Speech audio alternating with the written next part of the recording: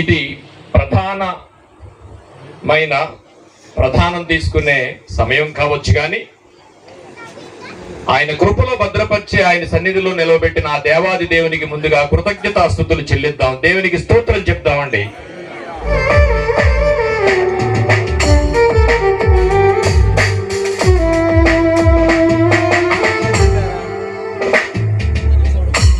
Okay గారు నాగన్న గారు తెల్లబోయిన నాగన్న గారి యొక్క కుమారుడైన కాకినాడలో మంచి మరి ప్రొఫెషన్ లో వారు ఉంటున్నారు. మెడికల్ ఫీల్డ్ లో వారు దేవుని యొక్క మాటలు చెప్పడానికి వారు ఎంతో ఆసక్తి పరులు, భక్తి కలిగిన వారు. వారి యొక్క సమయంలో మనతో ఉండడం సంతోషం. వారు ఈ సందర్భం మనందరూ తెలుసు కదా, మార్త యోహాను మార్త మరియ దంపతుల యొక్క ఏకైక పుత్రిక అపరంజి ప్రధానం కార్యక్రమం. ఈరోజు ఈ కార్యక్రమాన్ని పురస్కరించుకుని వారు కొద్ది మాటలు తెలియపరచాల్సిందిగా సమయాన్ని వరకేస్తున్నాము. ఈ లోపల ప్రధానం వస్తే వారు ముగిస్తారు. వాళ్ళ బాబు కూడా పైకి రావాలని జనసేన నాయకులు, చాలా సంతోషం మీరు మా సభను అలంకరించినందుకు. దేవుడు మీకు మెండుగా దీవెనలు కలగజేయును గాక. కొన్ని మాటలు దేవుని వెన్నికిడిలో మనం విందాం ప్రియులారా. ప్రధానము అనగా ఈ ప్రధానానికి బైబిల్ చాలా పెద్ద పేటేసింది ప్రియులారా. సుమారు ఈ ప్రధానం అనే మాట దేవుడు అనేక సందర్భాల్లో ఈ బైబిల్లో సుమారు ఒక 20 సార్లు రాయించాడండి. అలా ఇప్పుడు ఆడబ్బాయి రాలేదు కదా. ఆడబ్బాయి అంటే ఆడపిల్ల అంటే అర్థం ఏంటో తెలుసండి? ఎందుకు పెట్టారో తెలుసా? ఏడపిల్ల కాదు కనుక. ఎంతేనా? ఆడపిల్ల ఏడపిల్ల ఆడపిల్ల ఆడపిల్ల ఏడపిల్ల ఆడపిల్ల అండి.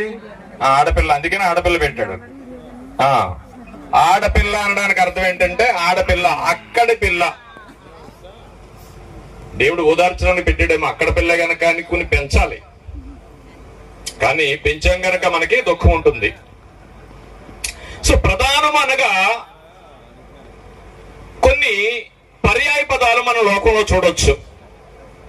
ఎన్నో పర్యాయ పదాలు ఉంటాయి ప్రధానం అనగానే. ఒప్పందం ఏమండి? ప్రధానం అనగా నిబంధన. ఒప్పందం అంటే నిబంధనే కదా. కొన్ని విషయాలు మనం నిబంధన చేసుకుంటాం, నిబంధన. ఇక బైబిల్ పరిభాషలోకి వెళ్తే దేవుడు దానికి పెట్టిన పేరేంటంటే అంటు కట్టబడుట. ఏంటంటే అంటు కట్టబడుట. ఒక మొక్కకి అంటు కట్టబడినప్పుడు ఆ మొక్కని వేరు చేయడానికి ఉంటుందా? కట్ చేసేయాలి తప్ప వేరు చేయడానికి ఉండదండి. అందుకని దేవుడు చాలా అనంత జ్ఞాని కనుక దానికి ఏం పేరు పెట్టాడంటే అంటు కట్టబడుట. ఇక్కడ చక్కగా అటు సైడ్ నుంచి ఇటు సైడ్ నుంచి వచ్చిన వారందరూ ఉంటారు. ముఖ్యంగా ఈ అవకాశాన్ని ఇచ్చిన పెద్దలయ్య గారికి, పాస్టర్ అయ్య గారికి, అలాగే సభను అలంకరించిన పెద్దలకు హృదయపూర్వక వందనాలు తెలియజేసుకుంటూ ఒక వాక్యాన్ని చదువుకుందామండి. హోషేయ గ్రంథము 2వ అధ్యాయము 19వ వచనం చదువుకుందామండి. హోషేయ గ్రంథము, నీవు నిత్యము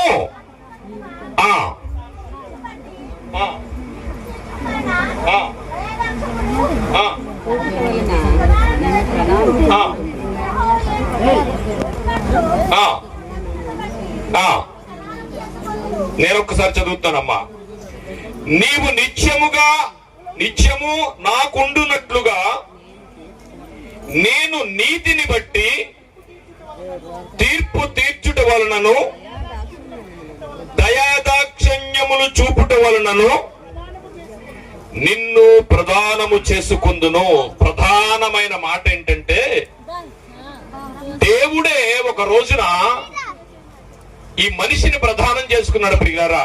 ఈ ప్రధానమైన పదం ఎక్కడి నుంచి వచ్చిందంటే దట్ ఈస్ కమ్ బైబిల్. ఈ ప్రధానం ఎక్కడి నుంచి వచ్చిందంటే ప్రధానంలో ఉన్న ఆధ్యాత్మిక గూఢమైన రహస్యం గాని మర్మం గాని ఏంటంటే దేవుడే మనల్ని ప్రధానం చేసుకునే సందర్భంలో మాట్లాడుతున్న మాట ఇది. మళ్ళీ చదువుతున్నానండి.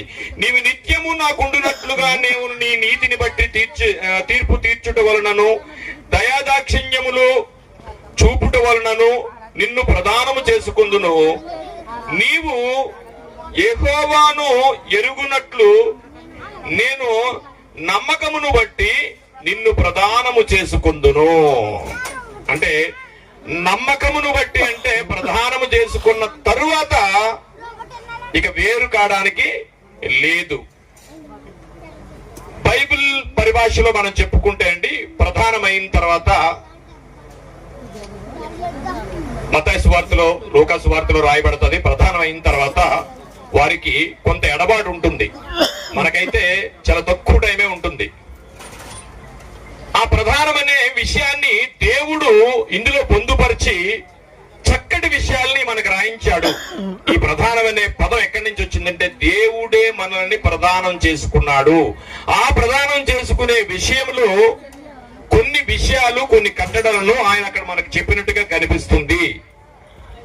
అయితే యెహెజ్కేలు గ్రంథము 16వ అధ్యాయము 8వ వచనం. యెహెజ్కేలు గ్రంథము 16వ అధ్యాయం 8వ వచనం. ఏంటి నిబంధన? ప్రధానం అనగా నిబంధన అనుకున్నాము, అంటుకట్ట అనుకుందాము. ఆ నిబంధన గురించి ఆయన ఏం మాట్లాడుతున్నాడో ఒకసారి ఆలోచిద్దాం ప్రియులారా.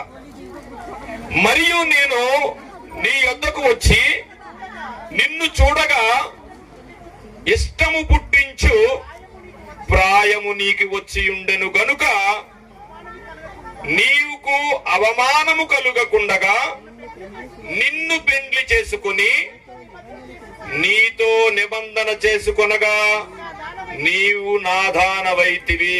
ఇదే దేవుని యొక్క వాక్కు. అద్భుతమైన మాటలతో దేవుడు ఈ ప్రధానానికి ఆదిలోనే ఆయన ఒక పునాది వేశాడు ప్రియులారా. ఎక్కడుంది దీని గురించి అంటే ఆయన ధర్మశాస్త్రంలోనే రాశాడు. నిర్గమాకాండము 21వ అధ్యాయము 9వ వచనం. నిర్గమాకాండము ఇది ఎవరికి చెప్తున్నాడంటే ప్రదానము చేసుకున్నప్పుడు తీసుకోవలసిన జాగ్రత్తలు చెప్పాడు. ప్రదానము చేసుకున్న తర్వాత ఎలా ఉండాలో కూడా ధర్మశాస్త్రంలో ఆయన గ్రంథస్థం చేసి మాట్లాడుతున్నాడు. చూడమ్మా, అదేంటది? అయితే 9వ వచనం అమ్మా. తన కుమారునికి, ఇది ఇరుపక్షాల వాళ్ళు వినవలసినది, దేవుని వాక్కులో ఉన్న ఆంతర్యాన్ని ఆలోచించవలసిన ఒక వాక్కు ప్రియులారా. ఇది ఈ వాక్యంలో ఏం తెలియజేస్తున్నాడంటే నిబంధన చేసుకున్నాడు ఒకప్పుడు దేవుడు మనల్ని. ఆ నిబంధన మనకు కూడా ఇచ్చాడు. అది వివాహానికి ముందుగా చేసుకునే దాన్ని కూడా ఆయన నిబంధన చేశాడు ప్రియులారా. అది ఎలా ఉండాలో మాట్లాడుతున్నాడు చూడండి. తన కుమారునికి అంటే అటుపక్క వాళ్ళు ఇటుపక్క వాళ్ళు తల్లిదండ్రులు కూడా ఆలోచించవలసిన మాట ఆయన ధర్మశాస్త్రంలో ఆదిలోనే ఆదికాండంలో రాయించాడు. ఏంటది? తన కుమారునికి ప్రదానము చేసిన ఎడల కుమార్తెల విషయమైన ఏ కుమార్తెలు అంటే ఏ కుమార్తెనైతే ప్రదానం చేసుకుని వాళ్ళు మీరు తీసుకెళ్తున్నారో ఆ కుమార్తెని యొక్క విషయాలు తెలుసుకోవడానికి దేవుడు ఆదిలోనే ఆదికాండంలో రాయించిన చక్కటి మాట ఏంటంటే తన కుమారునికి దాన్ని ప్రదానము చేసిన ఎడల కుమార్తెల విషయమైనట ఎవరైతే ప్రదానం చేసుకుంటారో ఆ కుమార్తె విషయంలో అత్తమామలు కానీ ఇటు తల్లిదండ్రులు కానీ ఎవరైతే చేసుకుంటారో వాళ్ళట న్యాయ విధిని బట్టి తాము ఎడల జరిగింపవలను. జాగ్రత్తలు కూడా రాశాడండి. ఆ విషయమై న్యాయ విధులను బట్టి దాని ఎడల జరిపించవలను. ఇది దేవుడు పాత నిబంధనలో నిబంధన తత్వము గురించి, నిబంధన గురించి రాసిన మాటలు ప్రియులారా. కానీ ఈ నిబంధన ఎంత వరకు మనం చేస్తాం అనే విషయంలో దేవుడు చాలా జాగ్రత్తలు మనకు చెప్పాడు ప్రియులారా. ఇది వివాహం కాదు గనక కొన్ని మాటలతో నేను ముగిస్తాను.